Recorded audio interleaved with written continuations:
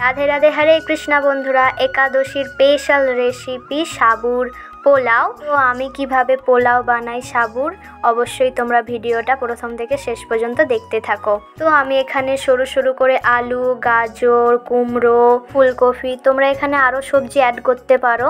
আমি এখানে ঘিয়েতে কাজু আর কিশমিশটা খুব ভালো করে ভেজে নিচ্ছি। খুব ভালো করে যখন ভাজা হয়ে যাবে আমি ওগুলোকে তুলে রেখে দেব, আর ওর মধ্যেই আমি সমস্ত সবজিগুলোকে খুব সুন্দর করে ভেজে নেব। তো মাস্ট ইম্পর্টেন্ট হলো সবজিগুলোকে খুব ভালো করে ভাজতে হবে, তবেই কিন্তু পোলাওটা খেতে খুবই ভালো লাগবে। কাঁচা যদি রয়ে যায় সবজি একদমই কিন্তু খেতে ভালো হবে না। আর এদিকে দেখো আমি সাবু ভিজাতে দিয়েছিলাম। সারা রাত যদি সাবু ভিজাতে তোমরা ভুলে যাও তাহলেও কিন্তু চিন্তা করার কোনো দরকার নেই। গরম জল করে তারপরে সাবুগুলো দিয়ে দেবে, দেখবে খুব সহজেই খুব তাড়াতাড়ি সাবুগুলো খুব সুন্দর করে ভিজে গেছে। মিডিয়াম আঁচে কিন্তু সবজিগুলোকে খুব সুন্দর করে ভেজে নিতে হবে।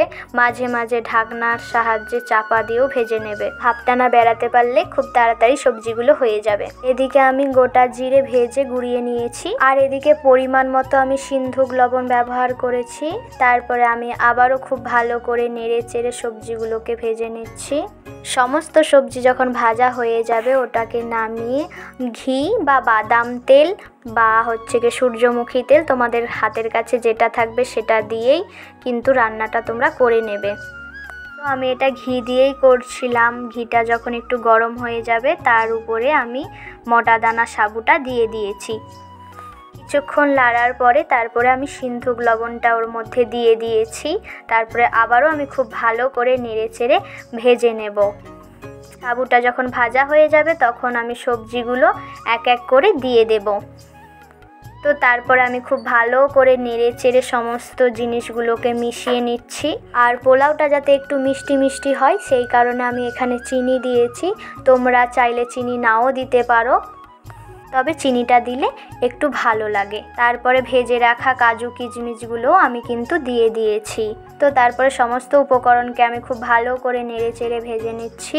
আর এই পোলাওটা কিন্তু তোমরা যে কোনো বারবিতোর সময় কিন্তু করতে পারো। আর যখন সমস্ত জিনিস খুব ভালো করে ভাজা হয়ে যাবে ভেজে রাখা জিরে গুঁড়োটা আমি দিয়ে দেব।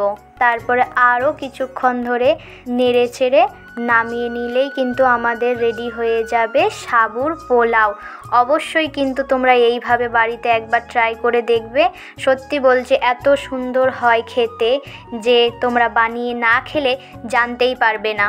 আর এটা খুবই কম সময়ের মধ্যে কিন্তু রেডি হয়ে যায়। তোমরা এখানে তোমাদের মন পছন্দ কিন্তু সবজি অ্যাড করতে পারো।